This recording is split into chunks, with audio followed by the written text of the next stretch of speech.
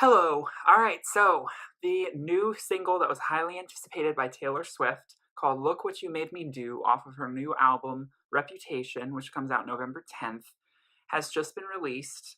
And I knew that this was going to be a very polarizing and I don't want to say attention seeking because I feel like to some extent that's almost giving Taylor a little bit too much credit. I do feel as though this song was carefully crafted to, intrigue and stir up controversy.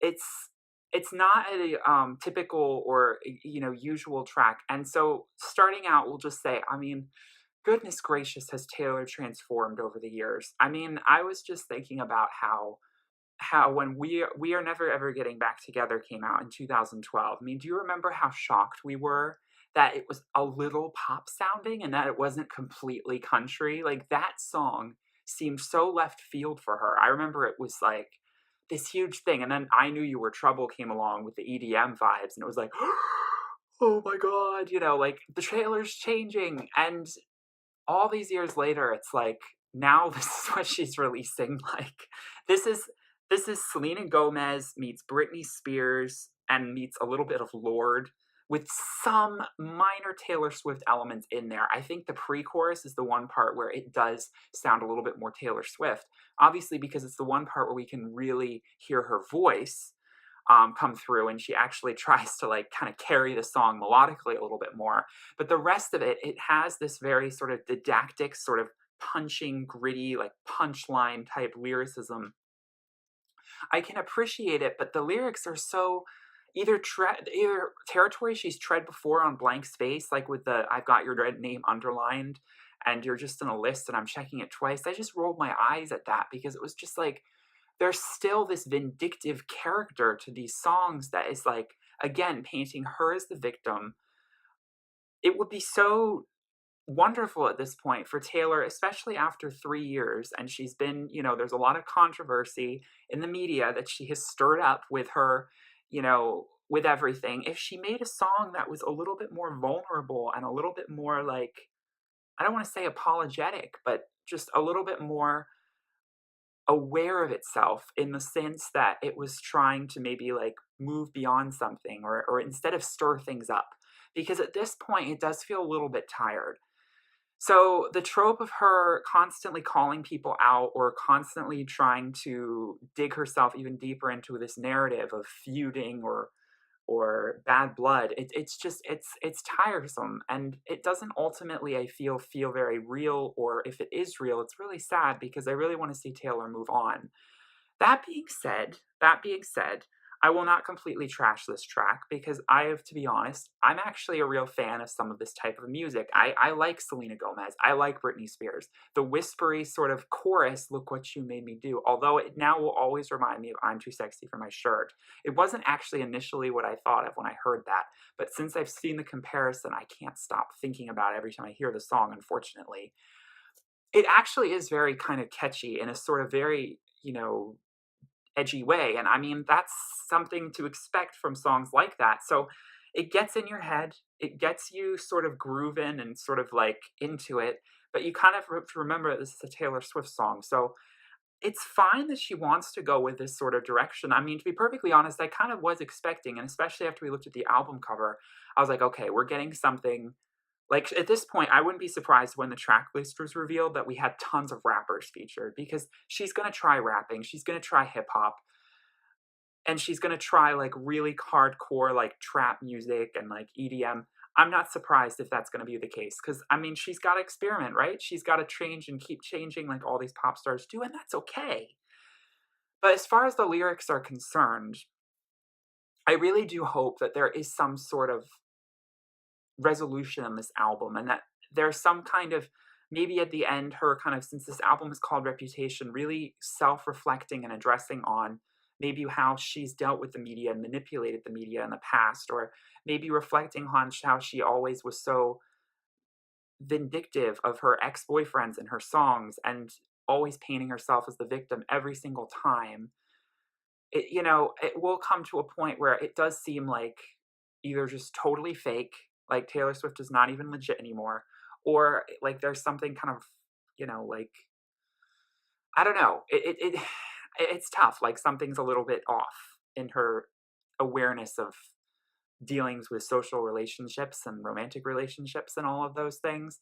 So to the way it's hard to feel bad for her is what I'm saying at this point. It's hard to feel bad for Taylor Swift at this point. Now, what did we make her do? Did we make her transform her sound? Because the one thing I will say is that unfortunately, with like Miley Cyrus transforming back from, this like kind of ratchet style that she had back to country, we at least have this sort of transformation back where it's like this was always the music she kind of wanted to make, but maybe she was manipulated into doing something. Or when Fifth Harmony decides to put out an album that's more R&B instead of what 727 was, they've always talked about loving R&B music and wanting the freedom to make that. So that makes sense. That kind of change in musical direction makes sense. But has Taylor Swift always wanted to make like hip hop, edgy EDM, like dark pop music? I don't really think so. I feel as though she's just jumping on a bandwagon and trying something for shock value. It seems like, all those years, it doesn't feel like something she was building towards. But then again, she was changing further and further away from her Nashville roots with each album past Speak Now. So it was inevitable that she was going to go this far. But I just think it's interesting because at some point, there's got to be a return for her. There's got to be her Miley Cyrus return where she embraces country again, because the further and further she strays away from it, the more kind of, I get that she wants to experiment, and I know that she does like a lot of different types of music, but I don't know, it just doesn't feel like what she ever wanted to really, really make at the beginning. And that's okay, but when this album is dealing about like this album is trying to deal with some sort of resolution, I would love to see that resolution sort of take her back and sort of self-reflect on maybe why she's trying to make this an edgier album. Like, explain to us a little bit more this transformation to us, because it can be very left field.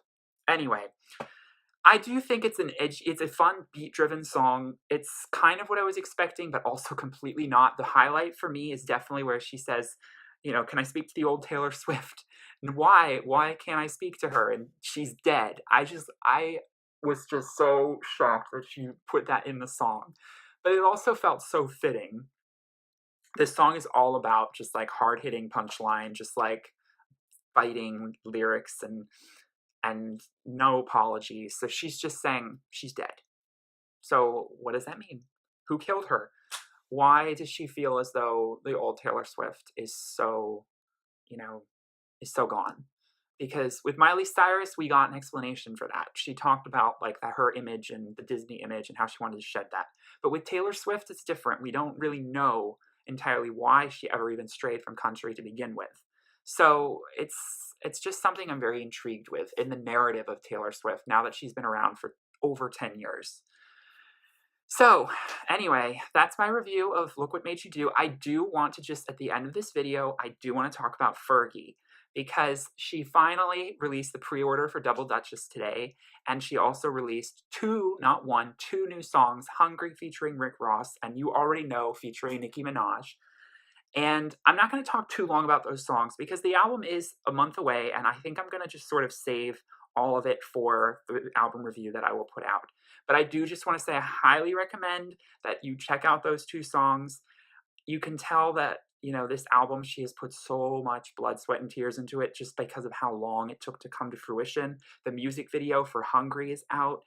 And even though it was teased over a year ago, so you kind of know this video was filmed a long time ago, it is such a beautiful, sexy video. And, I don't know. As far as pop music goes, Fergie is riding that wave of just being trendy, just being, I don't know. It's kind of hard to invite the comparison between Taylor Swift and Fergie, but there's just something when Fergie makes music like what Taylor Swift just made.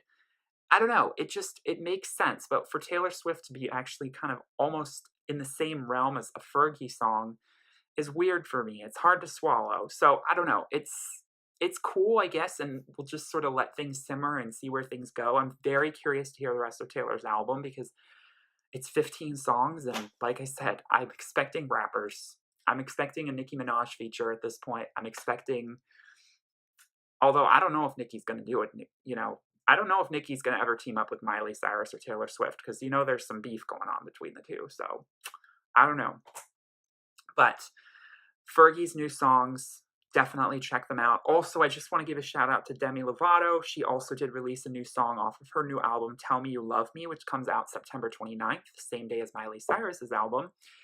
Tell Me You Love Me, you know, it sounds exactly like I expected it to sound. It's just raw vocal, and it is just like it's just aching. It's just like, tell me you love me. I can't really say much more than that. I'm gonna wait until the album comes out to talk about all of those songs. But I just wanted to acknowledge that yes, that song did come out, and I am enjoying it.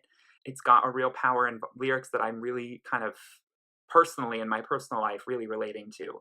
So I applaud Jemmy for that song. So I just wanted to mention all of those because we just had a lot of music come out. So anyway, Taylor, I know you don't want to have a reputation as the snake, but the imagery and all of this, I don't know if you're just trying to flip the script, but it has me scratching my head. It has a lot of us scratching our heads.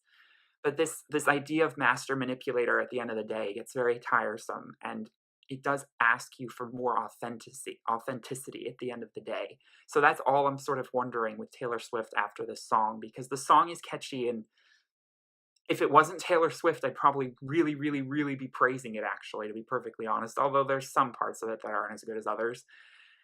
But, you know, you just kind of have to like you have to get around the thought that this is Taylor Swift. This is where she's going. This is different. Anyway, so I'll leave it at that. Let me know in the comments what you think about this song, because I know a lot of Taylor Swift fans were not quite so on board. Um, and also Fergie, let me know what you thought, and I hope to continue with reviews going forward. So I will definitely be reviewing Taylor's new album, a lot of her other albums in the past, and I'll be definitely reviewing Fergie and Demi's new albums when they drop. So to subscribe if you want more music reviews and album reviews and some movie reviews scattered in there, and I'll talk to you later. Bye.